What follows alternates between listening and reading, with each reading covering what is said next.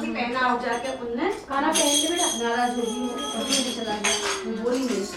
फिर वो अंदर छे होशियार इसको भी बहुत क्लास में आसान तरीका हुए तो वो खाना पहन ले यही छोड़ बनाया तो उनने मुंह उनको मुंह ना देखना मेरा हाँ संत लोग हाँ मुंह ना देखना और मैं अपने प्राण त्याग दूंगी। गाना पहने ना ये तो बहुत ही बड़ी मनुआर करी हसरत जी की तरह तो उन्हें मनुआर करके फिर उन्होंने ये कि मैं जब मुंह देख सकूं जब उनके चरणों मेरे चरण पकड़ो क्योंकि मैं चरण पकड़ने चाहती तो इसलिए आप उन्हीं के चरण पकड़ो। जब ये वहाँ गुरु जी के पास गया तो जब गुरु जी से ये बाबा आएंगे कम हो गया बाबा बोले जल्दी पहनो ये खूब बंजारा वगैरह करवा लगा तो एक राजा पे चढ़ाई करी ने तो वह राजा पे जो सामान हो तो आधा सामान जैसे सैनिकन को दिया जाए आधा खुद रख लिया मैं पोशाक है तो एक टोपी की जो बड़ी हीरा जो मोती जो चढ़ी हो गया तो ये एक हीरो निकाल कर अपने को भंडारों करता एक हीरो तो इनका मन में यह है कि मैं यहाँ जगन्नाथ जी को अर्पण करूं अंगद जी को तो क्या ना फिर तो अपने जगन्नाथ जी को अब जो दूसरी बार सैनिक और वो इनको नहीं आप मत नहीं बेटा आप नहीं देती नहीं आप नहीं देती आप बेटा तो दे नहीं मना वो नहीं मैं आप हाथ जोड़ दो हाथ नदी में नदी में नहाता हुए इन्होंने हीरो डाले भगवान जगन्नाथ जी महाराज तुम ना तुम्हारी चीजों तुमको अर्पित है मैं नहाऊंगी। अब देखो तो जगन्नाथ जी ने 750 कोस दूरी में जो यहाँ खाया इन्हें वहीं से हाथ लंबा करके उन्होंने अर्पण कर दिया। अब इनका मन में यह रहेगी कि मैंने वह दे तो दियो पर उन्हें स्वीकार करो कि ना करो वो तो ना। तो जगन्नाथ जी ने अपना सेवक वहां भेजा अंगद जी के पास मैंने स्वीकार कर लिया है। फिर ये जब दर्शन करवा गया तो सबसे उनको मुकुट पे वही हीरा चमकाई जब वो नाम तो भक्त की महिमा बताई हमने बहुत वैसे काफी बढ़वा लेकिन फिर यही से अब है यहीं से ले चलो। श्री अंगद जी उस हीरे को कुंड में फेंकर अपने घर आ गए। उधर राजपुरुष लोग जल में कूद पड़े हीरे को ढूंढने के लिए वे कहीं मिल जाए हीरा। महान प्रयत्न करने पर भी जब वह हीरा उन्हें न मिला तो वो लोग व्याकुल हो गए। समाचार पाकर राजा भी वहां आ गया। उसने कुंड का सब पानी बाहर निकलवाया फिर भी जब हीरा न मिला तो कीच में ढूंढवाया भाई कीच में फंस गए। कीच में भी न मिलने पर राजा मूर्छित उदास हो गया दुख सागर में डूब गया। इधर श्री जगन्नाथ जी ने अपने पंडों को आगे देकर तुम जाकर अंगद सिंह जी से कह दो कि तुम्हारा हीरा प्रभु को मिला और उन्होंने धारण कर लिया। इस मंगल में समाचार को पंडों ने आकर उन्हें सुनाया तो इन्हें इतना आनंद हुआ कि अपने शरीर की भी सुधि बुद्धि न रही। श्री अंगद सिंह जी ने पुरी में जाकर देखा तो वही हीरा भगवान के हृदय पर जगमगा रहा है।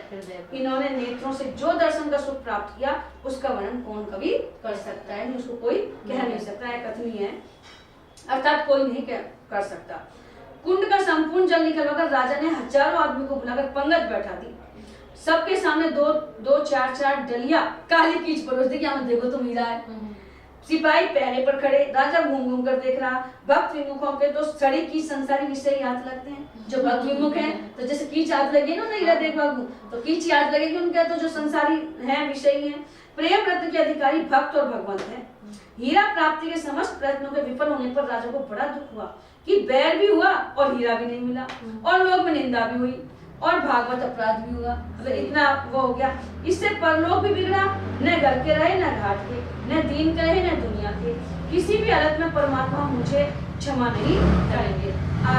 वायु सुधी देवो हीरा ने मिले से राजा तो दुखी था ही। श्री अंगद जी को भी बड़ा दुख हुआ था कि मेरा दुर्भाग्य कि मैं हीरा को प्रभु के कर कमलों में अर्पण नहीं कर सका।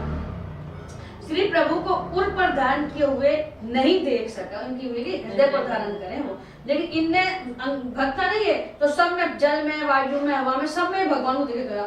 तो जब इनने नदी में डाल दे भाई भगवान ये भी तुम्हारा ही है और तुमको अर्पित है। पता नहीं भेंट श्री प्रभु तक पहुंच पाई या नहीं इनके मन में ये अभिलाषा। निश्चय ही मेरे प्रेम में कमी थी तभी तो मेरे संकल्प अधूरे रह गए। आदि भक्त की यह आत्मग्लानि प्रभु को सहन नहीं हुई अतः तुरंत अपने सेवकों को भेजे कि जाकर भक्त अंगद से कहो कि प्रभु ने आपकी भेंट स्वीकार कर ली है। वे उसे बड़े प्रेम से धारण किए हैं। आप चलकर भक्त वांछा कल्पतरु का दर्शन कराइए। प्रभु आपसे मिलने के लिए अत्यंत उत्कंठित हैं। उन पर जगमग रहो।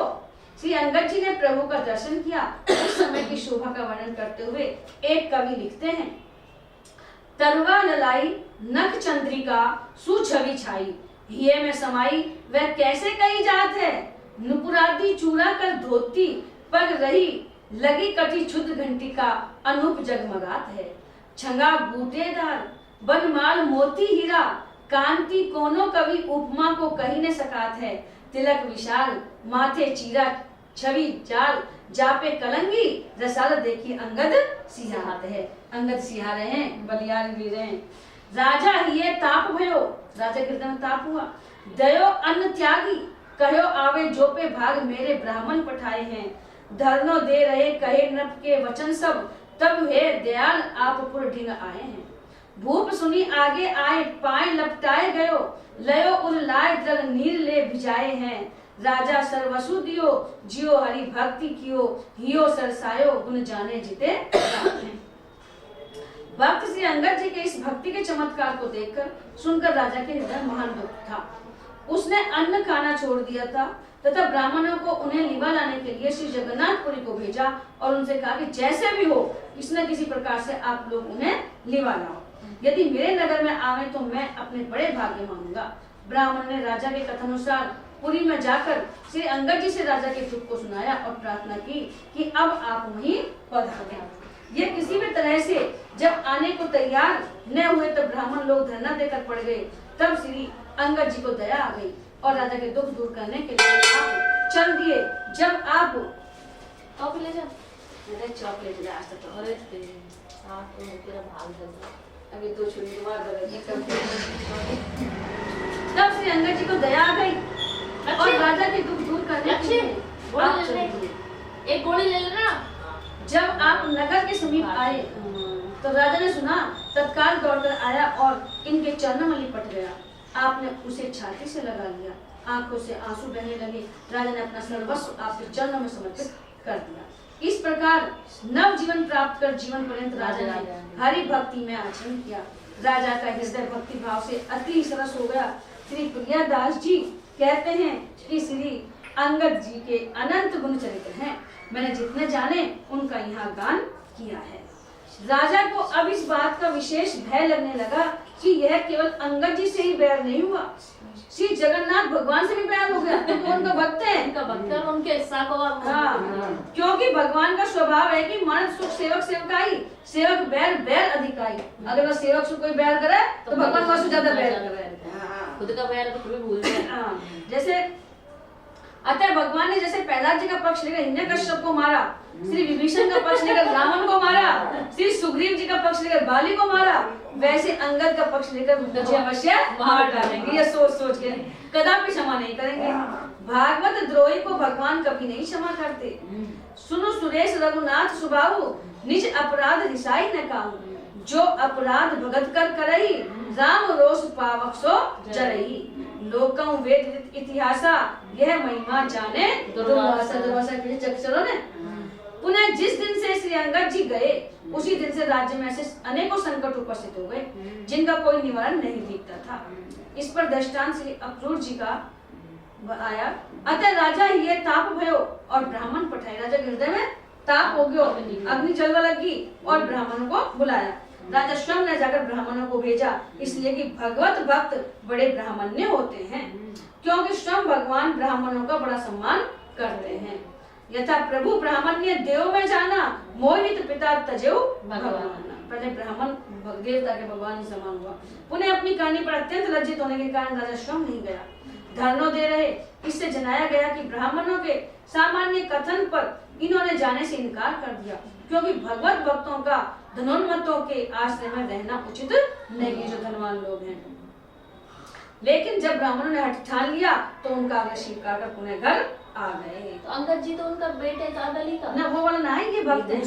ये भक्त ये अपने यहाँ कहाँ वृंदावन के जो और भक्त हुआ ना, बहुत से राजपूत तो आज भी ब्राह्मण ना भगवान ही समझे, बहुत से इनके ऐसे विचार हैं। अरे सभी माने नहीं, विचार तो हैं, लेकिन अब वो ब्राह्मण नहीं रहे ना। अब वो ब्राह्मण नहीं रहे, बस ये है। वो आज भी मानते हैं। ब्राह्मण को खिलाने से जब तो ब्राह्मण को जिमावे, ब्राह्मण को जिमा दो तो भगवान ले तो मुंह है ना ब्राह्मण भगवान को। तो लेकिन पहले का ब्राह्मण ने जो खा बाबा को वही कोई भजन करेगा, जैसे इनने वो भोजन कराया तो दिन रात में इनका भजन की बात है। एक दिन पहले से ही जो दिन नौत दे दिया ना निश्चित शाम को दे तो वही दिन से इनका नाम कोई भजन चल रहा है और काम ही केवल भजन था उनका, अध्ययन और अध्यापन ये काम था। अब वो काम से हाँ अब धनार्जन हो गया। जब भी ब्राह्मण ना रहे, जब भी बहन जी भगवान जैसी माने राजपूत तो राजपूत आदर अब भी करते हैं। आदर करते हमारे को आवे ना कभी कपना दुनवान में से चाय पी के जाए हमारे साथ नहीं आवे तो कभी कपना दुनवान भी चलना खूब कहूंगी अरे बहन जी आपसे तो आप हमारे आमे ना बहुत हमारे आमे वो हाथ ना लगा छोटे बर्तन। बोलो श्री चतुर्भुज जी महाराज का। चतुर्भुज नरपति की भक्ति को कौन भूप सरवर करे, भक्त आगमन सुनत सन्मुख योजन इक जाई, सदन आनि सत्कार से दृश गोविंद बढ़ाई, पाद प्रक्षालन स्वत राय रानी मन साचे, धूप दीप नैवेद्य बहुरी तिन आगे नाचे। यह रीति करोली धीस की तन मन धन आगे धरे, चतुर्भुज नरपति की भक्ति को कौन भूप सरवर करे। कौन ऐसा राजा है जो करोली नरेश श्री चतुर्भुज जी की संत सेवा की बराबरी कर सके। मतलब राजा भी ऐसा हुआ है जैसे अपने जनक जी आ लिया तो इनने भी ऐसी ऐसी सेवा करी है जो इनका वहां पे भगवान वहीं पहुंच गया। आप ऐसे निष्ठावान संत सेवी थे कि भगवत भक्त का आगमन सुनकर उसकी अगवानी करने के लिए 4 कोस जाते थे। पहले जनिन के चले जाए महाराज जी जब जाके पहले जगह पहुंच जावे, ऐसे ही जो सच्चो सेवक होगा पहले तो अब अपने भी दरवाजे पे खड़ा हो जाओ, बहन बेटी आवे जब पता पड़ जाओ ना तो रास्ता पे से ले जाओ छोड़ के मांडना पगला तुरंत मांडा कह रहे आज तो फलानी बाई से आ रही है 2 मांडना मार दो, आज तो बाबा बहन बेटी आ रही 2 मांडना मार। नॉर्मल डे में आ जावे पता चल जाओ वहां से बस में बैठे हुए बहुत जल्दी राजगढ़ से तो जी पहले जब फटाफट हमारी दादी ने जो दौड़ सफेद वाली से अरे आज फलानी बात आ रही है 2 मांडना मार और आज पूछते आज तुम्हारे किशन मांडना मार कोई आया होगा आज वो सब चीज गई। तो 4 कोस जाते थे और अति आदर के साथ उन्हें अपने महल में लाकर भगवान के समान भक्त का आदर सत्कार करते थे। अपनी रानी के समेत राजा अपने हाथों से भक्तों के श्री चरणों का प्रक्षालन करके चरणामृत लेते।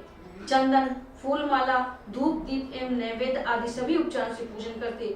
उसके बाद उन्हें सिंहासन पर बैठा कर उनके सामने नृत्य कीर्तन करते। राजा की रीति थी कि अपना तन मन और धन सर्वस्व उन्हें समर्पित करते। संतों का आदर करने वाला ऐसा कोई भक्त राजा नहीं जिससे इनकी तुलना की जाए।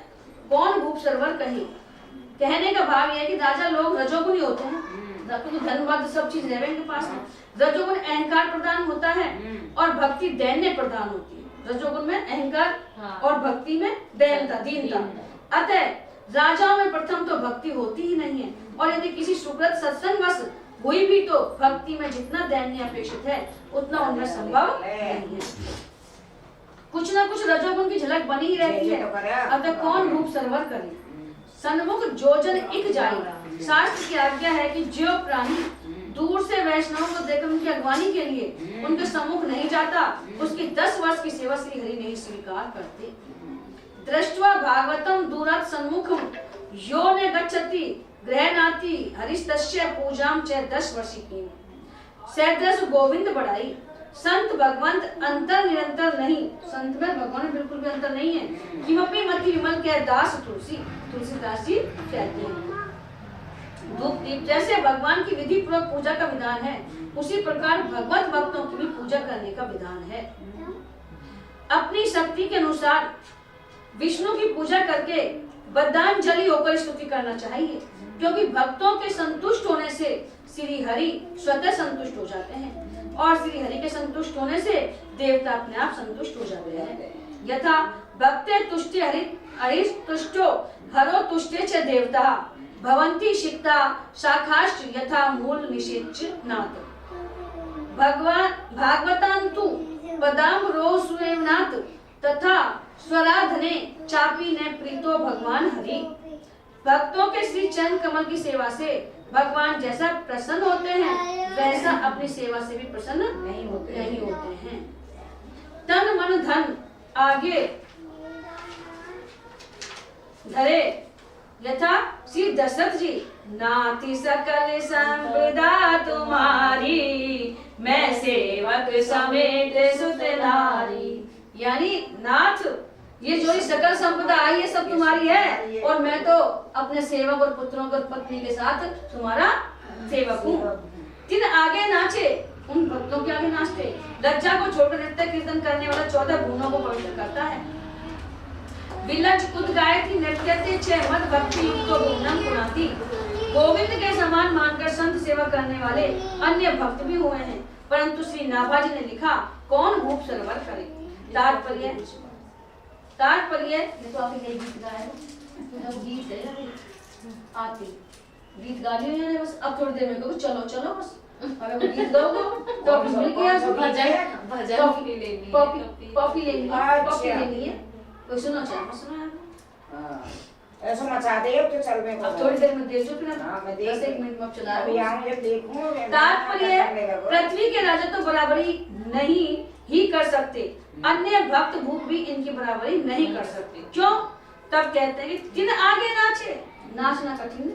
एक राजा होके और एक भक्तों के आगे नाचना तो जिमा तो देंगे सब काम कर देंगे, पर उनके आगे नाचना कठिन है। राजा होकर नाचना अति कठिन है और रानी को नचाना ये तो और बात कठिन है। एक तो भी नाच रहा है और रानी को नचा रहा है और भी कठिन है। जितने राजा देखा मना करता ही देखा है। ऐसी भक्ति के प्रसंग सुनने में नहीं आते। सही बात। इसी को लक्ष्य करके कहा गया है कौन भूप सरवर करे, ऐसा कौन राजा है। पूरे ढींगे चारों और चौकी राखी जोजन पे जो जन ही आवे तिन्हें ल्यावत लिवाए के। मालाधारी दास मानी आवे को द्वार जोबे करे वही रीति से सुनाई छप्पे गाये। सुनी एक भूप भक्त निपट अनूप कथा सबको भंडार खोली देत बोलियो धाय के। पात्र ओ अपात्र चाहे पात्र चाहे अपात्रो यो विचार ही जो नाही तो पे कहा ऐसी बात देई दई ने कुमें उड़ाए के। करौली के राजा श्री चतुर्भुज जी ने अपने नगर के चारों और चार कोस पर चौकियां बना दी थी। वहां राजपुरुषों को नियुक्त कर दिया था और उन्हें आज्ञा दे रखी थी कि जब कोई भगवत भक्त आवे तो उनको वहीं पर ठहरकर उनको स्वागत सत्कार करो। बताओ करौली के राजा फिर शीघ्र मुझे सूचित करो। सूचना पाकर राजा स्वयं जाते और बड़े आदर सत्कार के साथ अपने महल में लिवा कर ले आते। अपने को माला तिलकधारी संतों का दास मानकर उनकी सेवा करते थे। जिन्होंने माला तिलकधारी है उनको अपना दास मतलब वेश को ही प्रणाम करेगा, वेश निष्ठ।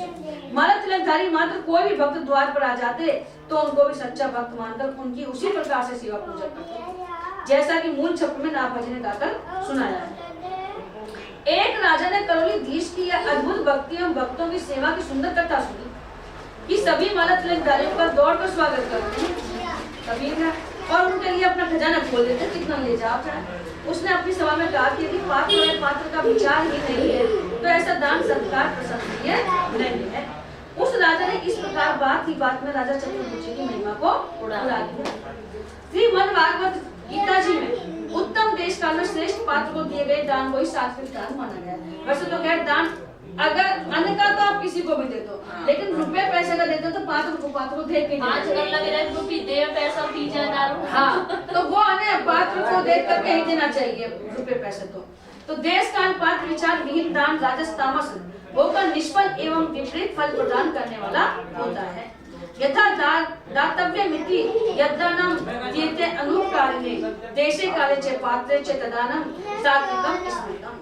यत्तु प्रत्युपकारार्थ फल उद्देश्य वापने दीयते च परिक्लिष्टम तद्दानम राजसम स्मृतम। आदेश काले यद्दानम पात्रेभ्यश्च दीयते असत्कृतम व्याज्ञातम ततम समुदायतम। दान देना ही कर्तव्य है। ऐसे भाव से जो दान देश काल और पात्र के प्राप्त होने पर प्रत्युपकार न करने वालों के लिए दिया जाता है वह दान तो सात्विक होता है। यानी कि दान देना ही कर्तव्य, इसके बाद अपने यह मान रखो कि दान देना ही है अपन को। तो ऐसे भाव जब अपने आ जाएं तो दान देश काल और पात्र के प्राप्त होने पर प्रत्युपकार न करने वालों के लिए दिया जाता है कि भाई दोबारा हमारा कोई उपकार ना करे। वह दान तो सात्विक हो गया। जो दान क्लेश पूर्वक तथा प्रत्युपकार के प्रयोजन से अपने को देना है, को 20 रुपया अपने दे दिया, 50 तो अपने क्लेश होगा ना तो ज्यादा दे दिया, जो दान ना लगे ना क्लेश ना तुम्हें देना, या फिर मैंने तुमको दिया तो तुम मोको दोगी बदला में, आज ना तो कल दोगी, भाव ना सुधे में हाँ भाई मोको मिलेगा छू। तो वो प्रत्युपकार के प्रयोजन से अर्थात बदले में अपना सांसारिक कार्य सिद्ध करने की आशा से अथवा फल के उद्देश्य रखकर फिर दिया जाता है वह दान राजस काल। दान भी 3 प्रकार का है। तो सात्विक दान तो जो बदला की भावना ना हो और एक बदला की भावना हो, एक बदला की भावना तो राजस हो गया। और जो दान बिना सत्कार किए अथवा तिरस्कार पूर्वक अयोग्य बिना सत्कार के बस यहाँ ले तू ले जा तू जा यहाँ से बोल रहे तो वो दे तो रहा है दान पर वो सत्कार नहीं है। हाँ, तिरस्कार पूर्वक अयोग्य देश काल में कुपात्रों के लिए दिया जाता है वह दान तामस कहा जाता है। तीनों दान हो गया, सात्विक, राजसिक और तामस। वह सर्वथा व्यर्थ होता है, वो दान नहीं लगता है। अपने मन में अपन राज्य के अपन दे दियो पर उ ना लगे। तामस धर्म करे ही नर जब तप व्रत मक दान देव ने बरसे धरनी बय ने जामई धान दई ने कुएं में उड़ाए के। दुष्ट लोग सदा साधु पुरुषों के सद्गुणों का उपास किया करते हैं। दुष्ट लोग लज्जाशील पुरुष में जड़ता, व्रत करने वालों में पाखंडता, पवित्र चरित्र वालों में कपटीपना, वीरों में निर्दयपना, मुनियों में बुद्धिहीनता, मधुर भाषियों में दीनता, को मीठे बोलता है गरीब हमारे बोझों, प्रभावशाली पुरुषों में घमंडीपना, वक्ता पुरुषों में वाकवादीपना, गंभीर पुरुषों में असमर्थता आदि दोषों का होना। कहीं भी कैसे लगा ले वो। इसी प्रकार गुणियों का ऐसा कौन गुण है जिसमें दुर्जनों ने दोष नहीं निकाला। पुनः सरल सो सट कहे वक्ता सो डीठ कहे बिन करे तासो कहे धन के आधीन है। क्षमी सो निबल कहे दम्भी सो अदति कहे मधुर वचन बोले तासो कहे दीन है। दाता सो जो दम्भी निष्प्रय सो गुमानी कहे तृष्णा को घटावे तासो कहे भागहीन है। साधु गुण देखे अहो तहाई लगावे दोष ऐसे कछु दुर्जन को हृदय मलिन है। हृदय मलिन है उनका जो वह करे साधु में दोष निकाले। भागवत गावे भक्त भूप एक विप्र तहा बोली के सुनावे ऐसी मन जिन ल्याइए पावे आसे कौन हृदय भवन में प्रवेश करी भरी अनुराग कहा उर्मदी आइए करी ले परीक्षा भाट विमुख पठाए दियो। परीक्षा ली ना ने भाट पठा के दे दियो तो बैंजा कंठी माला तिलक ने दियो भारत तिलक द्वारा दासियों सुनाइए गयो गयो भूली फूली कुल विस्तार कियो लियो पहचानी अब जान कैसे पाई। राजा चतुर्भुज के आलोचक उस राजा के दरबार में एक भक्त राज ब्राह्मण देव थे। वह श्रीमद् भागवती कथा कहा करते थे। भक्त की आलोचना सुनकर उन्होंने उस राजा से कहा राजन करोलीधीश के संबंध में आप ऐसा न सोचिए, वो ऐसा नहीं है कि वे पात्र अपात्र का विवेक नहीं रखते अतः उनका आदर दान व्यर्थ है, ऐसा मत सोचो। फिर उन्होंने कहा भक्त के हृदय में प्रवेश करके उसके आशय को समझने में कौन समर्थ हो सकता है। भक्त किस बात से सोचता है कोई नहीं पहचान सकता उसके हृदय को। जैसे एक संत जो रात को 12 बजे भोग लगाओ, अभी आई कल परसों में भी जब उन्होंने की भाई भगवान सोवे तो 12 बजे भोग क्यों लगावे, क्योंकि दिन में तो और ही चैन ना लेंगे। भगवान रात में भगवान भोग खावा होगा 12 बजे रात में जब भी भूख लगे तो जब भी जमाऊं में तो अनुराग में भरकर जब ब्राह्मण देव ने यह बात कही तो राजा के मन में भी आया कि परीक्षा लिए बिना आलोचना नहीं करना चाहिए। अतः उस राजा ने श्री चतुर्भुज राजा की परीक्षा लेने के लिए भक्ति भाव से एक हीन भाट को भेजा, यानी वह भक्त ना हो पर वहाँ को भी और भाट जाति को, लेकिन वो भेजो तो ज्यादा परीक्षा हो जाएगी। उसको माला तिलक वस्त्र आदि देकर कहा कि करोलीधीश के द्वार पर जाकर अपने को भगवान का भक्त बतलाना। राजा क्या से भाट गया परंतु वहाँ भक्त वेशभूषा धारण करना अपने को भक्त कहना भूल गया। राजा के द्वार पर पहुंचकर इनाम मिलेगा इस प्रसन्नता से फूलकर राजवंश की महिमा का वर्णन करने लगा। जो अपना कर्म करे वही चीजें बोला। सब लोगों ने उसे बाहर समझ कर यथोचित व्यवहार किया। अब वह भीतर कैसे जाने पाता, वो तो ध्यान जाने वाला कि कोई वेश बदलना है। भक्त भूप एक विप्र ब्राह्मण वैसे ही सभी वर्णाश्रमियों द्वारा पूज्य है। चलो खाली इनका अभी हुआ तो 10 मिनट ना रुके फिर वह वैष्णव तब तो कहना ही क्या है। यथा सर्वेषां ब्राह्मणेषु दुर्लभ वैष्णव विप्रो अर्थात वैष्णव विप्र बहुत मुश्किल से मिलते हैं। और ये तो भक्त भूप यानी राजा और फिर भक्त अर्थात वैष्णव शिरोमणि थे। ऐसी मन जिन लाई है भाव यह कि भक्त के प्रति मन में दोष लाने से अपराध बन जाता है जिससे लोग परलोक सब नष्ट हो जाते हैं। यथा उन अनंत तुम पर कुटलाई जाई लोक परलोक नसाई। पावे आवे कौन, भक्तों के भाव को जानना महाकठिन है। पास डंडा है गाऊं राम कृष्ण पे न पाऊं भक्त दाव को, यानी भक्त के दाव को कोई नहीं पहचान सकता। पुनः दृष्टांत कुंभन दास जी का, जब उनके पुत्र कृष्णदास को सिंह ने मारा था यहाँ मैं आ गया। जैसे बिल्ली को देखकर तोते को अपनी रट भूल जाती है, उसी प्रकार चतुर्भुज जी के भक्ति तेज को देखते ही भाट की सिकी सिकाई सब बात भूल गई। पुनः कपट की कलाई एक दिन खुली जाती है। यथा बकुला बनी के हंस रही, सके बकुलन मन माही, हंस ले पहचान कपट निभे ये नाही। कपट नहीं निभता है। जैसो जासु स्वभाव जाय नहीं जीव सु, जो को जैसो स्वभाव जीव सुना जाए, मतलब कितने के अपन बारी दिखाओ कर ले। नीम ने मीठी होए सींचु गुड़ घीव सो, कोला सेत ने होए धोई सो दिना, पची मरिए समुझाए मूर्ख ये चेतना। दोहावली में श्री मद गोस्वामी तुलसीदास जी कहते हैं कि चरण चौंच लोचन रंगो, चलो मराली चाल, चीर नीर विवरण समय बक उगरेवते काल। उसी प्रकार इस बात की पोल खुल गई। बीते दिन 20-30 आई वह सीख सुधी, कही हरिदास को आयो यो सुनाइए। बोले जो निशंक जाओ, गावो गुण गोविंद के, आए घर मध्य भूप करी जैसी भाई। भक्ति के प्रसंग को न रंग कहूं ने को जाने, जानियो उन्मान सो परीक्षा मंगवाइए। दियो ले भंडार खोली, लियो मन मान्यो, दही संपुट में कौड़ी डाढ़ी जरी लपटाइए। करोली में खाते पीते रहते उस घाट को लगभग 1 मास बीत हो गया, 1 महीना हो गया खाता पीता रहा।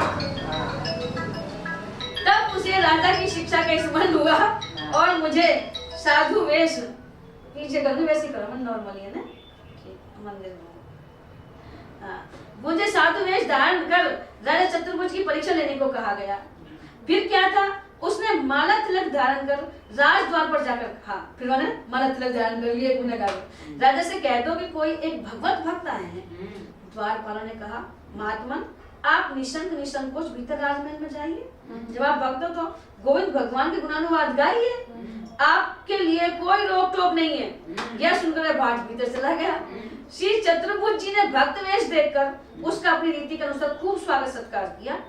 राजा ने भक्ति चर्चा छेड़कर अच्छी प्रकार से समझ लिया कि इनमें भक्ति की किंचित गंध भी नहीं है। भक्त तो जब होगा कहीं खुशबू भी ना है, पहले थोड़ी बहुत, और किसी ने मेरी परीक्षा लेने भेजा है, भक्त तो पहचान जाए। फिर राजा ने अपनी वेश निष्ठा से उस भाट के लिए भंडार खोल दिया। फिर भी वेश निष्ठा नहीं हो कि मैं तिलक सर पर लगा रखा है, कपड़े पर लगा, प्रार्थना किया कि आप इच्छा अनुसार धन ले लीजिए, सर्वस्व आपका ही है।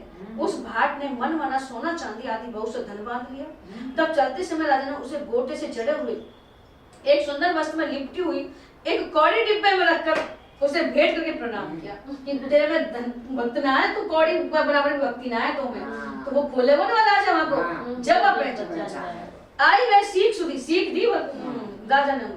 भाट ने एक महात्मा के आश्रम में जाकर जब साधुओं की रेख टेक्स रहनी सहनी देखी तब उसे याद आया कि अरे हमें भी तो ऐसा ही भेष तथा भाषा धारण करने का आदेश दिया था राजा ने। अब अब ध्यान आया है कि मुझसे राजा ने कही कि ऐसी भेष और ऐसी भाषा बोल जाओ, लेकिन मैं तो भूल गया, मैं तो वही कर रहा हूँ, परंतु मैं तो एकदम भूल ही गया। फिर वह झटपट साधु वेश धारण कर राजा के सम्मुख उपस्थित हुआ और भक्ति के प्रसंग को न रंग भाट को वैष्णव वेश धारण किए राजा देखकर राजा ने विधि पूर्वक उसकी पूजा स्तुति की।